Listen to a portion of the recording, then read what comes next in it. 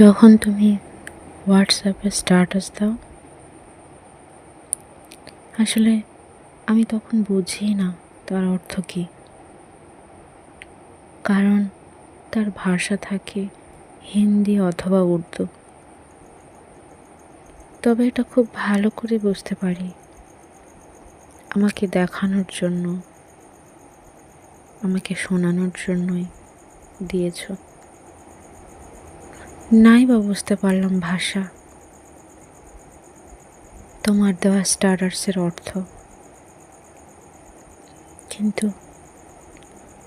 আমি তো তোমাকেই বুঝি তুমি কী বলতে চাইছো, সেটা আমি জানি। তবে আমার কথা কি জানো, আমি বাংলা ভাষায় যতই তোমাকে বোঝাতে চাই, তুমি বোঝো না। যত সুন্দর করে বাংলায় বলতে চাই, তুমি শুনেও না শোনার ভান করো। কষ্ট তো তখন হয়,